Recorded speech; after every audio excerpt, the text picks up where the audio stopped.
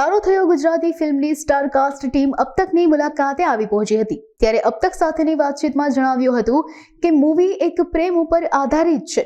મૂવીમાં હિતેન કુમાર અને કાજલ ઓઝા વૈદ્ય છે, તેમજ કેદારના પ્રેમની વાત અને પ્રેમમાં અભિમાન ના હોય, પ્રેમ માટે લાગણીઓ અને પ્રેમ વ્યક્ત કરતો કિરદાર જોવા મળે છે। જ્યારે ફિલ્મમાં પ્રેમમાં હાથમાં મંગળસૂત્ર છે તે એક એવો મહત્વનો કિરદાર રહ્યો છે। આ ઉપરાંત ફિલ્મનો ફેમસ ડાયલોગ એટલે કે જ્યાં પ્રેમ હોય ત્યાં તહેવાર ઉજવણીની તારીખ નથી હોતી, અને હિરોઈન તારા કહેવામાં આવતો ડાયલોગ જ્યાં પ્રેમ હોય ત્યાં લગ્નની જરૂર નથી હોતી। ગુજરાતી મૂવી, ગુજરાતી સ્ટેજ તમે લોકો બધા ધુરંધર રહેલા છો। આજનું યંગ જનરેશન આપણે જે કોકટેલ કહીએ કે મોકટેલ કહો કે આજે જે કોમ્બિનેશન બની રહ્યું છે એઝ એ આર્ટિસ્ટ તમને કેવું લાગે છે?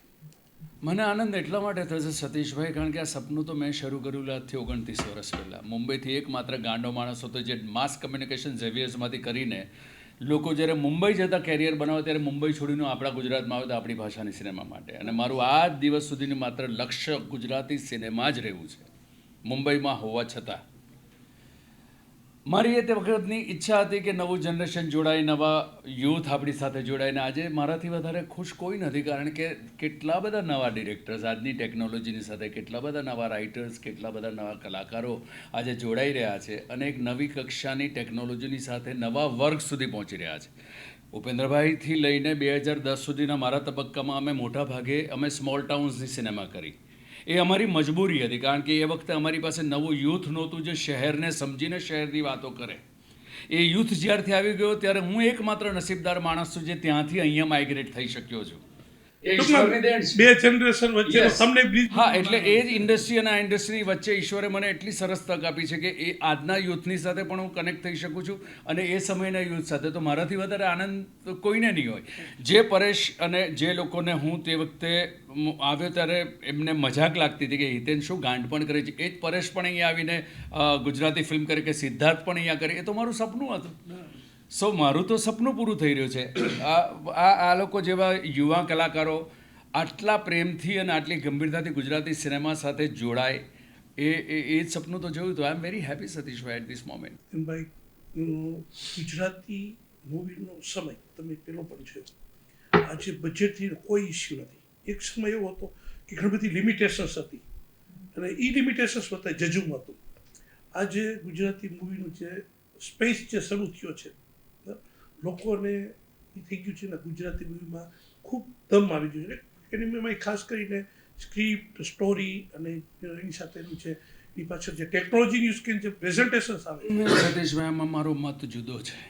ગુજરાતી સિનેમા એ વખતે સૌથી વધારે પ્રેક્ષકો સુધી પહોંચતું હતું, કારણ કે આપણે સ્મોલ ટાઉન અને નાના ગામડાઓને રિલેટ કરી શકીએ તેટલી મોટી સંખ્યાના પ્રેક્ષકો સુધી પહોંચતા હતા। આજે આપણે મલ્ટીપ્લેક્સના થ્રુ માત્ર મેટ્રો સુધી પહોંચી રહ્યા છે। હું તમને દાખલો આપું કે દેશરેના જમાનામાં 1 કરોડ અને 8 લાખ માણસોએ થિયેટરમાં જઈને પિક્ચર જોઈ છે। મૈયર મારી 1 કરોડ અને 2 લાખ વ્યક્તિઓએ થિયેટરમાં જઈને જોયું છે, જ્યારે આજે 5 જ લાખ પ્રેક્ષકો પહોંચે છે ને આપણે ખુશ થઈ જઈએ છીએ કે અમારી ફિલ્મ 5 લાખ પ્રેક્ષકો। યસ ઓટીટી પ્લેટફોર્મ પ્લસ આપણે મલ્ટીપ્લેક્સમાં બંધાઈ ગયા।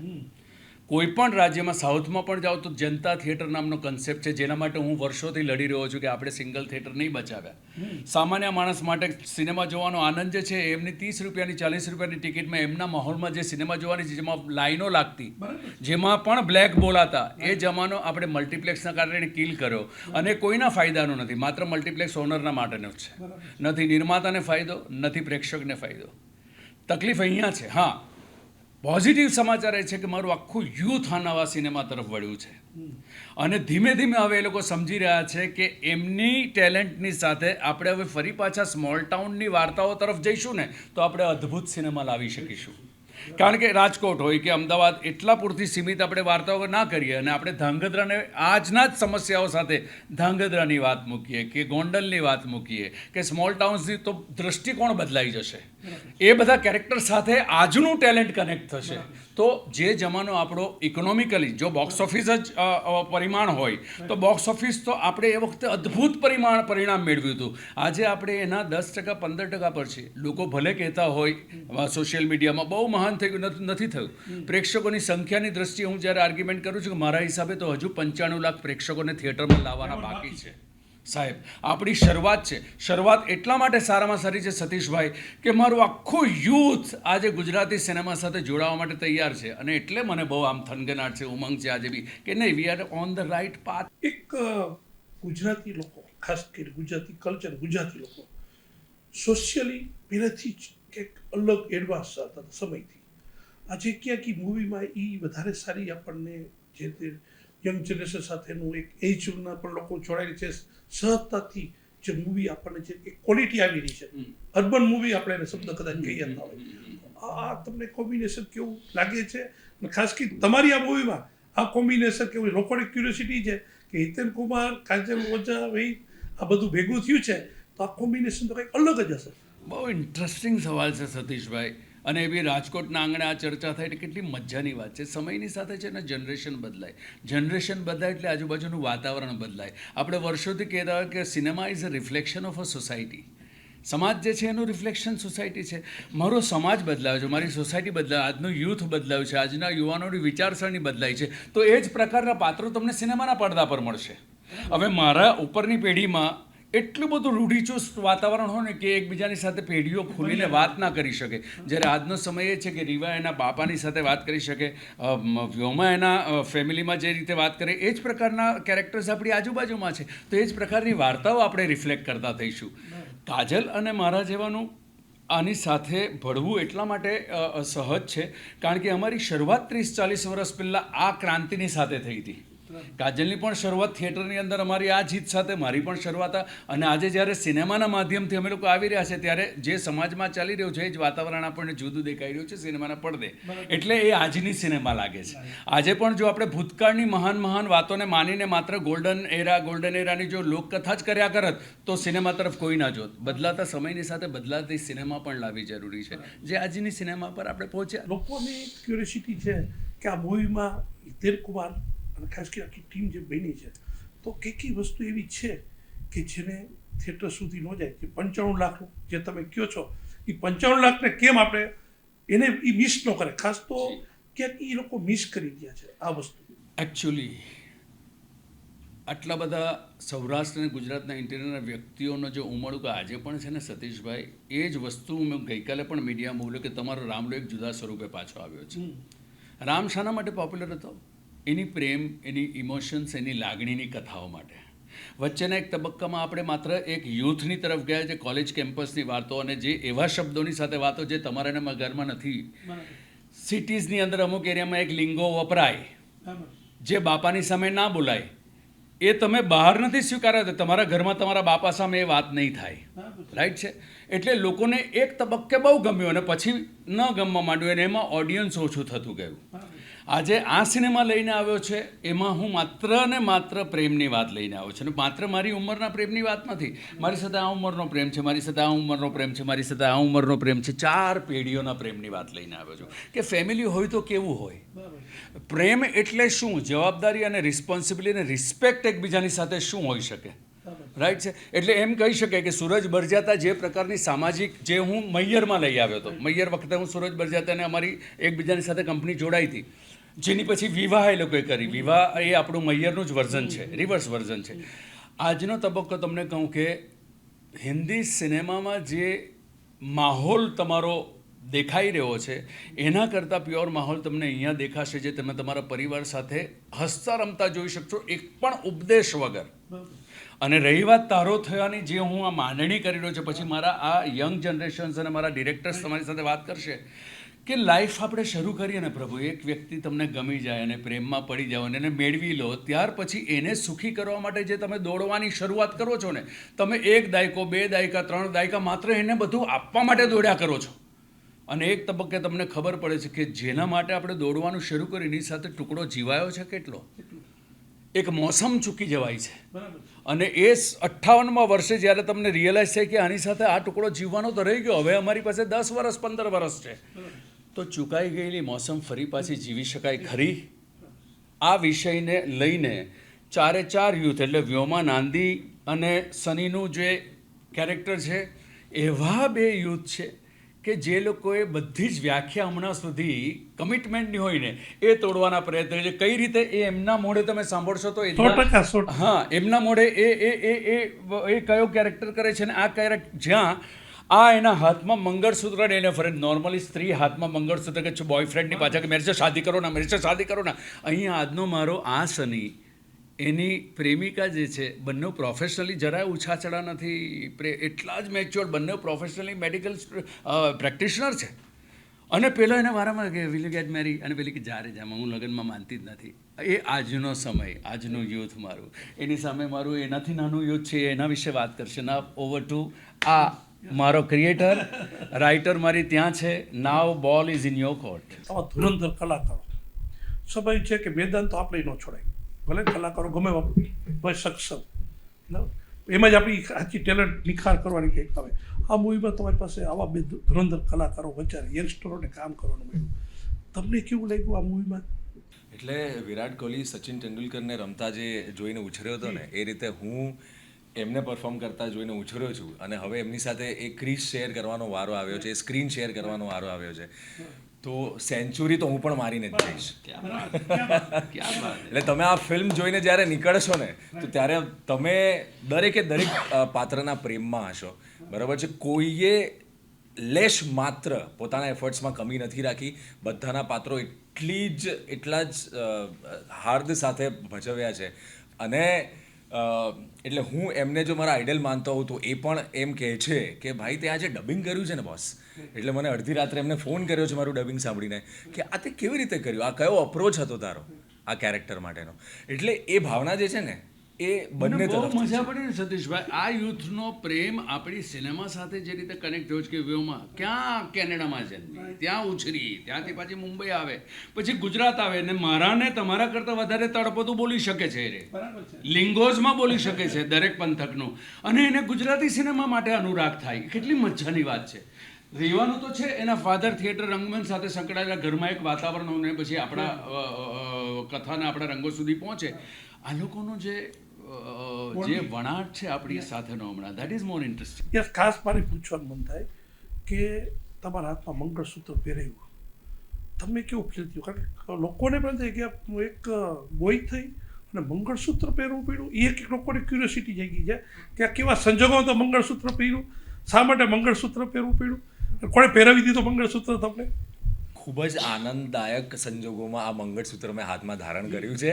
અને એટલા જ આનંદ સાથે, એટલા જ ઉત્સાહ સાથે, એટલા જ પ્રેમ સાથે હું એક મેડિકલ પ્રેક્ટિશનર ડૉક્ટર પ્લે કરી રહ્યો છું, ડૉક્ટર આરવ. અને એ અંતરા એટલે જે કેરેક્ટર વ્યોમાએ પરફોર્મ કર્યું છે એના પ્રેમમાં છે. એ લોકો તમે માનશો લિવ ઇન રિલેશનશિપમાં રહે છે, એક સાથે બધી જ વસ્તુઓ શેર કરે છે. તેમ છતાં એક વ્યક્તિ એવી છે કે જે કમિટમેન્ટ નથી. એટલે આપણે એમ કહી શકીએ કે જે રીતે સમાજનો બદલાવ આવી રહ્યો છે, એક સમય મેરેજ વ્યવસ્થા જ લોકોએ પકડીને ચાલીને કે ભાઈ લગ્ન થાય પછી છોકરીએ વાત કરી શકાય, બરાબર છે. ક્યાંક આજનું યુથ છોકરો કે છોકરી એવું ઈચ્છે છે કે ભાઈ હું પહેલાં ફ્રેન્ડશિપ કરીશ, હું એક મિત્રતા બનાવીશ, પછી કંઈક લગ્નનું વિચારીશ. ક્યાંક એને લઈને જનરેશનને કંઈક ખેંચતાણ થાય છે એવું કંઈક મૂવીમાં છે. પણ દરેકે દરેક વસ્તુ જે તમે કીધી, ફ્રેન્ડશિપ એ પણ એક કમિટમેન્ટ છે, પ્રેમ એક કમિટમેન્ટ છે, લગ્ન એ પણ એક કમિટમેન્ટ છે. તો કમિટમેન્ટથી પાછા શું કામ હટવાનું, પાછી પાની શું કામ કરવાનું? જે છે ખુલ્લા દિલથી એક્સેપ્ટ કરવાની વાત છે. અને એટલા માટે જ એ મંગળસૂત્ર મારા હાથમાં છે કે I am ready to commit myself to you. હું તને પ્રેમ આપવા માટે આવ્યો છું, હું તારો થયો, એક્સેપ્ટ ઇટ. અને એ જ મજાની વાત છે જે અમે લોકોએ બહુ જ સાચા દિલથી પડદા ઉપર કંડારવાની કોશિશ કરી છે. અને તમે જોવા જશો ને તો તમને લાગશે કે હા યાર, આ પાત્રો જે છે ને એ બધા જ મારી આસપાસના છે, કે આ પાત્રમાં હું મારી જાતને જોઈ શકું છું. હું પણ ક્યારેક આવો જ હતો, અમુક વસ્તુ હું ચૂકી ગયો છું. અને એમના પાત્રો કેદાર અને મિતાલીના પાત્રોથી અમે અમુક વસ્તુ શીખ્યા કે એમને જે મોસમ ચૂકાઈ ગઈ છે અમારે નથી ચૂકવાની.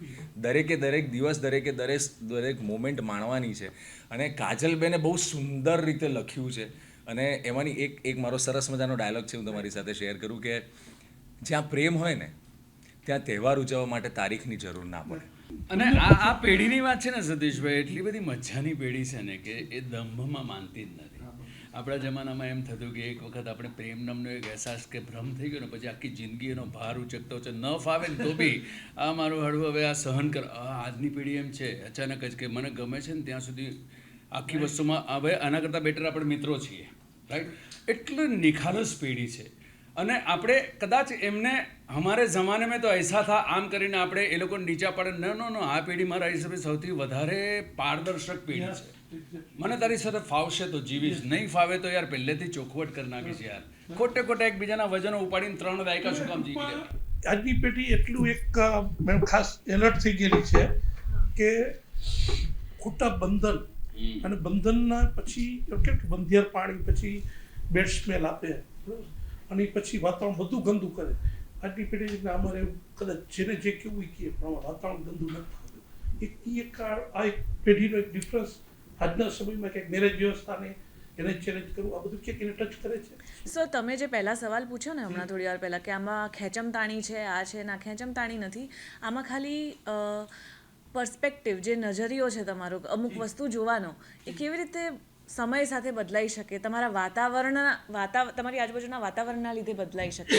તમે જેની સાથે રોજ ઉઠતા બેસતા હો તો તમારા વિચારો ક્યાંક ને ક્યાંક એમના જેવા થતા જાય. પણ તમે સારા લોકો, સારી વસ્તુ, સારા લોકો સાથે ઉઠવા બેસવાનું થાય, તમારા વિચારો ધીરે ધીરે બદલાવા માંડે કે ના, કદાચ હું પણ ખોટી હોઈ શકું, કદાચ હું પણ બદલાઈ શકું. દરેક માણસને એવું લાગે કે હું સાચી જ છું, કે હું સાચો જ છું ને આમ જ વસ્તુ થાય ને આમ જ હોય. એટલે અંતરાનું જે કિરદાર છે એ પણ બહુ બધી વસ્તુમાં બહુ દૃઢતાથી માને છે કે આ જ વસ્તુ બરાબર છે ને હું આવું માનું છું. આરવ, તારા વિચારો તારા સુધી રાખ, હું તને પ્રેમ કરું છું એ બધી વાત બરાબર. પણ જેમ કેદાર અને મિતાલીનું પાત્ર એમના જીવનમાં આવે છે અને ધીરે ધીરે બેઝિકલી ઓડિયન્સ જે રીતે વિચારશે એ રીતે અંતરાના વિચારો પણ બદલાશે. સો ઓડિયન્સનું ડિરેક્ટ કનેક્શન બને છે અંતરા જોડે, કારણ કે આ વાર્તા જે છે કેદાર મિતાલીની અને એમના પરિવારની એ કેટલી સુંદર રીતે કોઈને બી સ્પર્શી શકે કે કોઈના વિચારો બદલાઈ શકે. કારણ કે પ્રેમમાં બંધન જેવું નથી હોતું. પ્રેમ બંધન થાય તો પછી એને પ્રેમ ન કહી શકાય. એટલા માટે અંતરા ક્યાંક ને ક્યાંક પોતાની જાતને સતત શોધતી હોય છે. ક્યાંક ને ક્યાંક એ અમુક વસ્તુ બોલી શકે છે, અમુક વસ્તુ નથી બોલી શકતી, જેમ બધાનું જ હોય છે. તો એવી રીતનું કિરદાર એક પ્લે કરવા મળ્યું છે મને, જે બહુ આઈ એમ ફોર્ચ્યુનેટ કે આવું થયું છે મારી જોડે. કારણ કે એઝ એન એક્ટ્રેસ કાયમ તમારી એ જ ઈચ્છા હોય કે તમે અલગ અલગ વસ્તુ કરો, અલગ અલગ ખાસ પૂછવાનું મન થાય આજે વુમન એમ્પાવરમેન્ટની વાતો થાય કે વુમન પણ એવું નથી થતું પુરુષોને વધારે પડતું બંધન આવી રહ્યું છે કે જો ખુલ્લા વિચારવાળો મંગળસૂત્ર અત્યારે એમ કે મારા ગળેથી નીકળી તારા હાથમાં બાંધવું પડશે એવું આ મૂવીમાં તમે કરાવી દીધું તમારા કલાકારને. જ્યાં રોલ્સ ડિફાઇન્ડ ના હોય ને કે કચરો તો સ્ત્રી જ વાળે, અને જે પુરુષ ઓપન માઇન્ડેડ હોય ને એને બંધન કોઈ દિવસ નહીં લાગે. બંધન એને જ લાગશે જ્યાં ઈગો નડે. તો ઈગો વગરની વાર્તા છે આ તારો થયો. કારણ કે તારો થયો જ્યારે તમે કહો ત્યારે ત્યાં કઈ ઈગો નથી નડતો હતો. આરવ છે ને સતીશભાઈ, આરવ એને હાથમાં ધારણ કરેલી ઘટના એટલા માટે છે કે પેલી જે ક્ષણે હા પાડશે ને એ ક્ષણ મારી પાસે મંગળસૂત્ર નથી નીકળે, એના માટે એને રાખ્યું છે કે એ વખતે હું એટલે લગન કરવા આવે ને એ વખતે હું લેવા જાઉં અને પેલીનું મન ફરી જાય તો. હા, એટલે આમાં એવું નથી કે લગન થઈ ગયા છે ને મંગળસૂત્ર એ પહેરે છે, એવું નથી. એ લગન માટે પૂછે છે ને હું કહું છું લગનની શું જરૂર છે?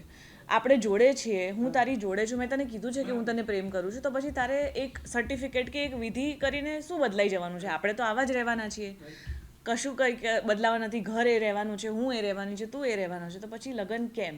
તો એ લગન કેમની વાર્તા છે તારું થયું. એટલે ક્યાંક એવું લાગે છે કે પુરુષોને ખાસ કરીને વધારે ચેલેન્જિંગ લાગે છે કે એને તારો કેમ થવું એક બહુ મોટું ચેલેન્જ. ના, આ વાર્તામાં એ છે કે હું તો તારો છું જ. જ્યાં તમે સમર્પણ કરી નાખો, તમે એક માણસની ક્વોલિટીઝ કહો કે સારી વસ્તુ ખરાબ વસ્તુ જ્યારે કમ્પ્લીટલી એક્સેપ્ટ કરી લો ને, ત્યાં પછી કોઈ ચેલેન્જની વાત જ નથી આવતી. ત્યાં તમારું મન બળવાન થઈ જાય કે જે જિંદગી આપશે કે જે આપણા ઉતાર ચઢાવ હશે, તું મારી સાથે હોઈશ ને તો મને કંઈ નહીં નડે. એટલે આ આખી જતું કરવાની વાત છે કે હા, આ મૂવીમાં એવું શું તમને કંઈક કામ કરવાની મજા આવી કે જે મેમરેબલ થઈ ગયું? કારણ કે તમને મેમરેબલ થયું તો સ્વાભાવિક છે કે પ્રેક્ષકોને ખૂબ ગમશે. કારણ કે આપણો તો તમે જે ફીલ કર્યું હશે એ કંઈક સ્ક્રીન ઉપર આવશે છે ને. જ્યારે મોટી સ્ટારકાસ્ટ હોય ને ત્યારે બહુ મજા આવે. અને આ ફિલ્મ અમે જ્યાં શૂટ કરતા હતા ને એ જગ્યા શહેરથી થોડી દૂર, એટલે અમારે ત્યાં જ રહેવું પડે એવું હતું. તો આઈ થિંક એ બહુ રેરલી થતું હોય છે કોઈ પિક્ચરમાં. બધા યુઝ્યુઅલી ઘરેથી સેટ પર જતા, અમે તો સેટ પર જ રહેતા હતા. આઈ થિંક મોસ્ટ મેમોરેબલ વસ્તુ તો એ જ હતી કે બધા જોડે રાતના જમતા હતા અને લંચ બી જોડે કરતા હતા. એટલે એ જે 7-8 દિવસ અમે લોકોએ જોડે કાઢ્યા એક ચંકના, એ બહુ મેમોરેબલ.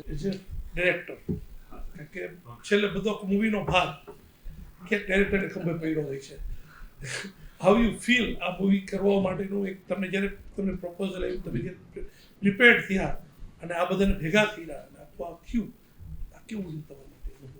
તો મૂવી બહુ હળવી છે, એટલે ભારી મૂવી છે જ નહીં, એટલે આને બહુ ડેલિકેટલી, બહુ નાજુકતાથી આને હેન્ડલ કરવાનું, કેમ કે સબ્જેક્ટ જ એવો હતો કે આ ફક્ત પ્રેમ થવાની જ વાત નહોતી, પ્રેમ પછીના સંઘાતની પણ વાત હતી.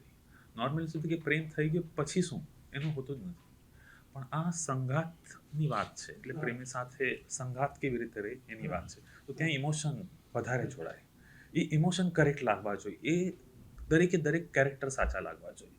બધાએ એટલે વ્યોમા સારું નામ, સર સારું નામ, અલગ એક કેરેક્ટર, સનીએ જેટલું કર્યું છે એક અલગ નામ, રીવાની એક અલગ ઇમેજ, આ બધા પડદા પર સાચા લાગવા જોઈએ તો તમને એ ટચ કરશે. તેન ભાઈ કેદાર લાગે તો તમને ફિલિંગ આવે, કાજલબેન મીતુ લાગે તો આજના બધા લોકોએ છે ને જ્યારથી નેટફ્લિક્સ એમેઝોન આવ્યું છે ને તો બધાએ વર્લ્ડ સિનેમા જોઈ લીધો છે, બધાને સ્ટોરી ટેલિંગની બધી નવી વ્યાખ્યા ખબર પડી ગઈ છે કે આ રીતે પ્રેઝન્ટ કરાય આવતી ને એની અંદર આપણે તમે રેગ્યુલર પ્રેમની વ્યાખ્યા લઈને આવો, એ ફિલિંગ લઈને આવો, તમને લાગે કે આ તો બધી આ જ ડેફિનેશન અમે બહુ વખત સાંભળી ચૂક્યા છે. પ્રેમને અત્યારનું જે પણ જનરેશન છે અથવા આપણે બધા પ્રેમની ઉપર લેક્ચર જ્યારે પણ આવે એટલે પ્રેમ બોરિંગ લાગવા લાગે. પ્રેમ અનુભવ કરો, એને બોલીને દેખાડો નહીં. તો આ એક એફર્ટની કહાની છે, આ અનુભવ કરવાની કહાની છે. કાજલબેને એટલું જબરદસ્ત લખ્યું છે કે એમના ડાયલોગ પછી ફક્ત બેકગ્રાઉન્ડ મ્યુઝિક આવે ને તો પણ એ ડાયલોગ એમ લાગે કે ઓહો આની પર તો પૂરું સોંગ પાછળ નાખી શકાય, એટલા ઇમ્પેક્ટફુલ ડાયલોગ છે. તો જ્યારથી આજની નવી પેઢીએ વર્લ્ડ સિનેમા જોઈ લીધું છે ત્યાર પછી અમારા પર જિમ્મેદારીઓ વધી જાય, કેમ કે જો હિન્દી ફિલ્મમાં તો બજેટ વગેરે હોય જ છે ને આટલો મોટો ખર્ચ, તો એ લોકો પાસે સ્ટાર હોય, અમારી પાસે એક્ટર હોય, સાચી કહાની હોય, તો અમારે એ પોર્ટ્રે કરવાનું. તો એ કહાની જ્યારે તમને ટચ કરે ને તો જો આપણે ઘણી વખત છે ને એટલે બહુ સાઉથવાળાનું ઘણી વખત કહેતા હોય છે કે એ લોકોની કહાની કેટલી સરસ હોય છે, બીજા હિન્દીવાળા તો લગભગ ત્યાંની જ કહાની લઈ લે, પણ આપણે ત્યાંની કહાનીઓમાં બહુ વધારે દમ છે. ઓરિજિનલ કહાની જે આપણે ત્યાં આવી બને અને લોકો એને રીમેક બનાવે એ લેવલની કહાની જોઈએ આપણને. તો કાજલબેને એટલું સરસ લખ્યું. નોર્મલી જ્યારે કોઈ એક રાઇટર જ એક્ટિંગ કરતા હોય ને ત્યારે એ રાઇટર કદાચ હાસ્યામાં પોતાનું નામ વધારે લખી દેશે એવું સંભાવના ઘણી વખત થઈ છે, પણ કાજલબેને જે રીતે સ્ક્રિપ્ટ લખી એમાં આ ફિલ્મ તમને લાગશે આ કેદારની ફિલ્મ છે, પણ એ કેદારની ફિલ્મ કરતાં પણ સાથે સાથે તમને અનુભવ કરવાનું મન થશે કે પ્રેમ તો થઈ જ જાય, ચલો કરી જ લેશું, એટલે આમ કે ને પાપડ બેલીને પણ પ્રેમ તો આપણે પામી જ લેશું, પણ કઈ વાતથી આઈ લવ યુ તમે એક વાર કહો, બીજી વખત પણ કેવું પડે, થોડી ભૂલ થાય ફરીથી આઈ લવ યુ એમ મનાવવું પડે, પણ ક્યારે તમે તારો થયો કે તો આ પરમનન્ટ વાળી વાત છે. આઈ લવ યુ તમે ટેમ્પરરી 1 2 4 વખત કહો, તારો થયો એટલે પરમનન્ટ વાળી વાત. તો આને ફક્ત ડાયલોગમાં કે એ ફક્ત ડેફિનેશન એનું પ્રેમ એ કરીને કહેવાવાળી વાત જ નહોતી. આજના પેઢીને નવી તરીકેથી કેવી રીતે સમજવામાં આવે કે આ સંઘાતની વાત છે, પ્રેમ એટલે એક સંઘાત, સાથે રહેવાની વાત. એટલે એમ કહી શકીએ આપણે કે 2.5 અક્ષર પ્રેમ કા પઢેસો પંડિત, વાતો બધી બહુ થઈ બરાબર, આવામાં ક્યાંક તમે 2.5 અક્ષરમાં પ્રેમમાં જે ગ્રંથમાં નથી કહેવાનું, ક્યાંક આ મૂવીમાં એ વસ્તુ પ્રેમની પરિભાષા આપણે બોલ્યા જ નથી, તમે ફીલ કરશો. જુઓ જ્યાં હું બોલી, જુઓ કેટલીક એવા મુહાવરા છે ને જેવી રીતે તમે અત્યારે કીધું પઢેજો ને બરાબર, એ આપણે એટલી વખત સાંભળી ચૂક્યા છે ને, એવો એક ડાયલોગ આવે તો તમને એની ફિલિંગ એટલી ના ચીપકે કેમ કે એટલી વખત તમે સાંભળીને આવ્યા છે ને. એ મુહાવરા આપણા એટલા સચીક છે કે એટલે હું આમ કહું કે હાથ કંગન કો આરસી ક્યાં, એ બધાનો એટલો સરસ મતલબ છે, પણ એટલી વખત સાંભળી ચૂક્યા છે ને તો એનો તમને હવે એ ફિલિંગ બહુ ઓછી ટચ કરે છે. તો એને તમે કઈ રીતે વધારે અનુભવ કરાવી શકો. 2.5 અક્ષર પ્રેમ કા, તો એ પ્રેમનો અનુભવની વાત છે. તમે જ્યારે ફિલ્મ જોશો ને તમને અનુભવ થશે કે હા યાર, પ્રેમ આપવા કરતાં તમે જે પ્રેમ માટે એફર્ટ લો છો એની કહાની વધારે હોય છે. તમે જ્યારે એફર્ટ કોઈના માટે વધારે કરો ને તો એ પ્રેમ છે. આપણે નોર્મલી કહેતા હોય ને કે તું મારી થઈ જા, આપણે હંમેશા કહેતા કે પ્રેમમાં મારી થઈ જા, પણ આમાં કહે છે તારો થયો. આજે કેવી રીતે એકચ્યુઅલી હું તારો થયો એટલે એક માણસ એટલે તમે ઓફિસ સંભાળતા હશો, ઘર સંભાળો, દોસ્તોને સંભાળો, બધું સંભાળતા ક્યાંક વાઈફને ઓછો ટાઈમ આપી જ શકો. આપણી પર બધા પર એટલી જિમ્મેદારીઓ છે. ટેકન ટુ બી ગ્રાન્ટેડ જેવી વાત આવે છે ક્યાંક. તો એવો કેવો સમય આવે કે ત્યારે તમને જ્યારે અગર કોઈ બીમાર હશે ને તમે બધું કામ એટલે અહીંયા મીટિંગ પર ચાલશે તમે પહોંચી જશો ત્યાં. કોઈ દોસ્તનો ફોન આવ્યો કે અરે એનું આ થયું તો તમે ત્યાં પહોંચી જશો કે આ છે. તો તમે ત્યારે તેના થઈ જાઓ છો. અહીંયા ક્યારે ડિલિવરી આવતી હશે ત્યારે ત્યાં અહીંયા પહોંચવું જ પડશે. તો એક વસ્તુ પ્રાયોરિટી તમને ખબર પડે છે. આજે કેદારને એક પ્રાયોરિટી ખબર પડી છે કે હવે મારી પ્રાયોરિટી એ જ છે કે મારે તારો થવું જ. સાહેબ બે તો મૂવીમાં સોંગ્સ સ્ટોરી તો બહુ સ્ટ્રોંગ તમે કીધું કે કાજલબેન લખ્યું છે, પક્કડ સોલિડ છે, કલાકારો ધુરંધર છે અને સોંગ્સ કારણ કે આજના યુથ માટે ખાસ કરીને આજના ઓડિયન્સ એક સોંગ્સ આવુંમાં મ્યુઝિક અને સોંગ્સ કેટલા સોંગ્સ તમે એટલે જો નોર્મલી લવ સ્ટોરી કહો ને એટલે એમાં ગીતો હોવા જ જોઈએ. લવ સ્ટોરીમાં અગર નીચે ગીત ન વાગે તો તમને લવ સ્ટોરીની ફીલ આવે જ નહીં. બરાબર છે. એટલે લવ સ્ટોરી એટલે અમે તો એકદમ શ્યોર હતા કે લવ સ્ટોરી છે એટલે સોંગ તો હોવા જ જોઈએ. પણ લીલા મોહન પ્રોડક્શન અને વિજયભાઈ જે અમારા પ્રોડ્યુસર છે એ અમને બંનેને છે ને ફિલ્મોમાં સોંગનો બહુ શોખ છે. અને સોંગને આજના દોરમાં એટલે સોંગ પણ કરતી વખતે એટલે અમે આજના દોરના જે ફિલ્મોના ગીતના ઉદાહરણ લીધા જ હતા. અમે ટ્રાય કર્યું હતું કે હીરો પિક્ચર છે ને એટલે હીરો પિક્ચરની વાત આવે ને એટલે તમને એટલું ફ્લૂટ યાદ આવે તો જે એની ફ્લૂટ તો સોંગ પર જેવી રીતે મારા જે વિજયભાઈ છે ને એમને પણ જેવી રીતે તમે બહુ સરસ નામ લીધું રાજસિંહ પ્રોડક્શન. એ રાજસિંહ પ્રોડક્શન વાળાએ જે રીતની ફિલ્મો બનાવી પરિવારની વાત કરી તમને એ ફીલ આવી કે અરે યાર કેટલું સરસ પરિવારની વાત છે. પણ અગર હું ફરીથી એ જ બનાવું ને કદાચ આજના જમાનામાં તો આજના લોકોએ વર્લ્ડ સિનેમા જોઈ લીધો છે તો ક્યાંક એમને લાગશે કે આ ટીવી સિરિયલ બની ગઈ છે. આ તો અમે રોજ જોયેલું છે તો એને નવી રીતે કેવી રીતે પ્રેઝન્ટ કરો ને. તો સ્ક્રીન પ્લેનો ખેલ પણ જોઈએ, અબ ક્યાં હોગા ફેક્ટર પણ જોઈએ, એક ડ્રામા પણ જોઈએ. પણ એ ડ્રામા તમારે મેલો ડ્રામા ન લાગવો જોઈએ કે આ તો જોયેલો છે. નવી રીતે કેવી રીતે પ્રેઝન્ટ કરો. કેમ કે આજના જમાનાના લોકોએ એટલી બધી સિનેમા જોઈ છે એટલે નોવેલ્ટી આપવા માટે તમારે નવી રીતે પ્રેઝન્ટ કરવું જ પડે. એમાં લોકેશનની વાત હોય, ગીતોની વાત હોય. અમે એટલે ગીતો પર પણ તમે કીધું ને તો ગીતો AR રહેમાનનું સોંગ કેવું કે લક્ષ્મીકાંત પ્યારેલાલનું સોંગ આપણે ગુજરાતી છે હજી લક્ષ્મીકાંત પ્યારેલાલથી એ આપણને આપણું લાગવા લાગ્યું છે. AR રહેમાન થોડું ટેકનો લાગવા લાગ્યું તો આપણે જાણી કરીને એક ભવાઈવાળું સોંગ હંસલો ને હંસલીની જોડી નિરાલી એ જાણી કરીને કર્યું અને એ કન્વર્ઝેશનલ સોંગ એટલે એ ચર્ચા થઈ રહી છે કે એક દીકરા દીકરી અને મા બાપ વચ્ચેની ચર્ચા ભવાઈના રૂપમાં તમે કહી શકો. તો એ નઈ રીતે તમે કઈ રીતે તમારું વાક્ય મૂકી શકો એ પ્રેઝન્ટ કરવાનું કામ આપણે જાણી કરીને કરીશું કે જેથી નવી પેઢીને એમ લાગે કે ઓ આ રેગ્યુલર પેટર્ન નથી સ્ટોરી ટેલિંગની.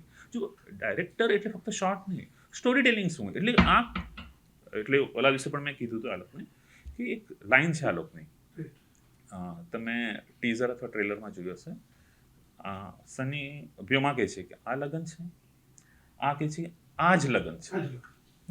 તો એટલી પાવરફુલ લાઈન છે, બહુ સિમ્પલ છે, કંઈ ફરક નથી. ફક્ત એક સવાલ છે આ લગન છે, આ કહે છે આ જ લગન છે.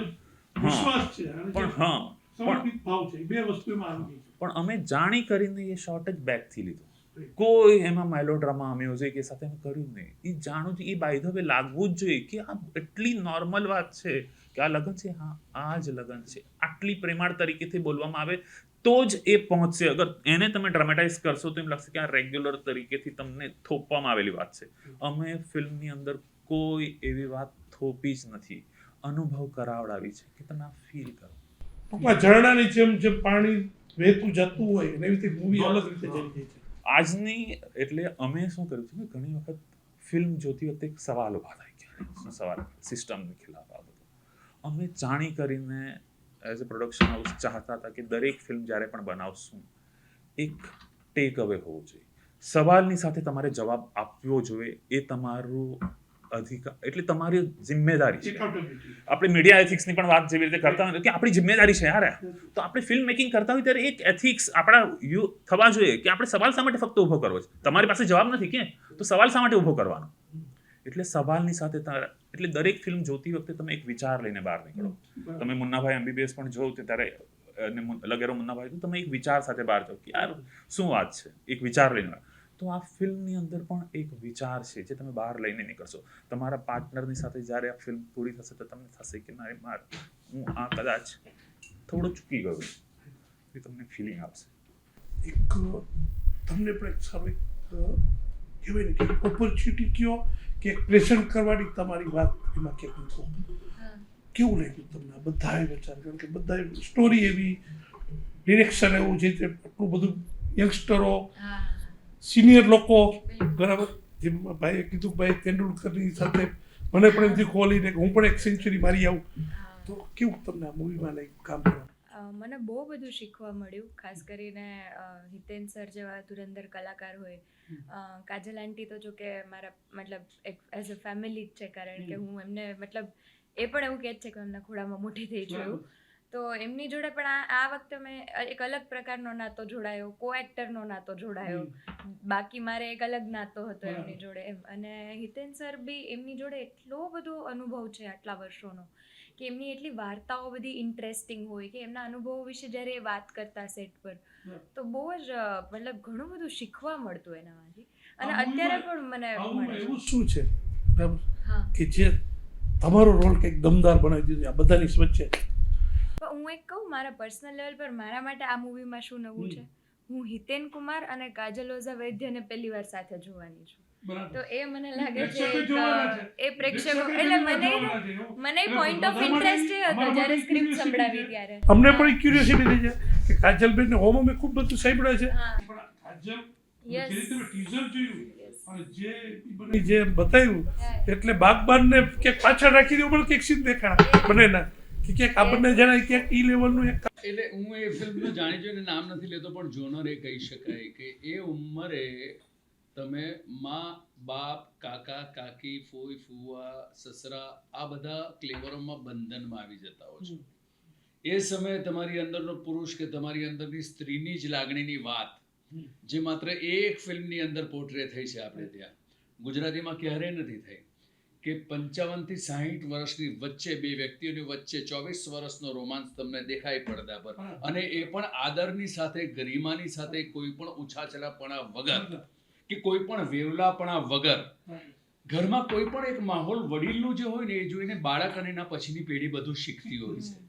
આ ત્રણ પેઢીઓ એટલે બે જે કપલ જે છે, દીકરો અને જમાઈ અને દીકરી અને જમાઈ અને દીકરો અને વહુ, આ એ ઘરમાં જે સિનિયર્સ છે એમને જોઈને એમની અંદર એક વાતાવરણ બંધાતું જાય. અને બહાર આ જે એક કપલ છે જે દેશ પરદેશની આખી દુનિયા જોઈને ખૂબ ખુલ્લા વિચારો સાથે અહીંયા આવ્યા છે, એ લોકોની પર એની ઇમ્પ્રેશન શું પડે છે?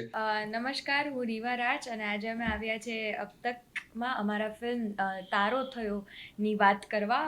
અને ખાસ તમને દર્શકોને મારે એવું કહેવું છે કે આ ફિલ્મમાં તમને એક 22-24 વર્ષના યુગલથી લઈને એક 60 વર્ષ કે 58 યર્સ અરાઉન્ડના એક કપલ સુધીનો પ્રેમ કઈ રીતે ચેન્જ થાય છે, યંગથી લઈને ઓલ્ડ સુધી, એની વાત છે આ ફિલ્મમાં. આ ફિલ્મમાં absolutely senior Hiten sir, Kajal Oza વૈદ્ય એ બધા તો છે જ, સાથે સાથે વ્યોમા નાંદી, સની પંચોલી, હું રીવા રાજ, નમન ગૌર અને મારા બીજા ઘણા બધા એક્ટર્સ, ઇવન હિતુ કનોડિયા અને ફિરોઝ ઈરાની જેવા સિનિયર એક્ટર્સ પણ છે આ ફિલ્મમાં. ફિલ્મ આવી રહી છે 17 જાન્યુઆરીના, તો જોવા જાઓ. સૌથી પહેલાં તો તમામ દર્શક મિત્રોને થેન્ક યુ સો મચ કે આપણે આ પ્લેટફોર્મ સાથે જોડાયા છીએ અને જેટલો પ્રેમ તમે અબ તક ચેનલને આપ્યો છે એટલો જ પ્રેમ તમે અમને આપજો, અમારી ફિલ્મને આપજો. તારો થયો આવી રહી છે 17 જાન્યુઆરી, એટલે લગભગ 7-8 દિવસ હવે વધ્યા છે.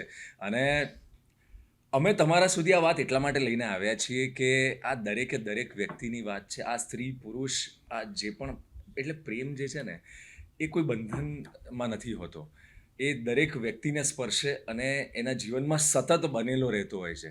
એટલે આ જોડાવાની વાત છે. તો અમે દર્શકો સુધી જોડાવા માટે આવ્યા છીએ અને એક અપીલ કરીશ કે આ બિલકુલ મિસ આઉટ નહીં કરતા, કેમ કે જેમ હિતેનભાઈએ કીધું કે આ એક મોસમ જે ચૂકી ગયા છો ને, તો અમારું જે પાત્ર છે એને ચૂકવા નથી માંગતું, તો તમે પણ આ ફિલ્મ ચૂકશો નહીં. તક ચેનલ એટલે તમે બધાએ અબ તક ચેનલને અત્યાર સુધી તારું ઓડિયન્સ અમે તમારા ઓડિયન્સ બની ગયા છે એવું ઘણી વખત કીધું હશે. અમે અબ તક ચેનલના માધ્યમથી એક નાની રિક્વેસ્ટ કે એમનો પ્યાર છે જે અમને અહીંયા લઈને આવ્યા છે, અને તારો થયો માટે મારે એટલું જ કહેવાનું કે અમે બહુ પ્રેમથી ફિલ્મ બનાવી છે, બહુ નાજુક ફિલ્મ છે, અને એટલી જ પ્રેમાળ અનુભવ તમે પોતે પણ કરી શકશો આ ફિલ્મ જોયા પછી. અમે એના કારણે 17 જાન્યુઆરીએ નોર્મલી બધા વેલેન્ટાઇન ડે 14 ફેબની રીતે મનાવતા હોય, 14 ફેબ એ વેલેન્ટાઇન ડે એ પ્રેમનો દિવસ ગણાય. 17 જાન્યુઆરીએ તમે પણ તમારા જે પણ પાર્ટનર છે એને તારો થયો કહી શકશો. તો તમે તારો થયો ડે 17 જાન્યુઆરીએ મનાવો, અને પ્રેમમાં સંગાથ અને પ્રેમ શું હોય, એનો ફરક શું હોય, એ આ ફિલ્મ છે. Thank you. વ્યોમા નાંદી. અલગ અલગ દેશો શહેરોમાં વસેલા લાખો અબ તક ચેનલના વ્યુઅર્સને મારા ખૂબ ખૂબ થેન્ક યુ કે તમે ટ્યુન ઇન કર્યું, અને થેન્ક યુ ફોર વોચિંગ અસ. હવે તમારે અમને જોવા માટે થિયેટરમાં આવવું પડશે, અને આવવું પડશે આ હું તમને હકથી કહું છું કે આવવાનું જ છે, અને હું કોમેન્ટ્સ વાંચવા આવવાની જ છું. નીચે અબ તક ચેનલ પર કોમેન્ટ્સ જઈને વાંચીશ. તો પ્લીઝ તારો થયો 17 જાન્યુઆરીએ જોવા જજો. અમે બધાએ બહુ પ્રેમથી આ ફિલ્મ બનાવવાની કોશિશ કરી છે. આઈ હોપ કે તમને બધાને ગમે. અમને એવું લાગે છે અત્યારે કે ગમશે તો ખરા જ, એટલા માટે જ અપીલ કરીએ છીએ કે please go and enjoy the film with your entire family.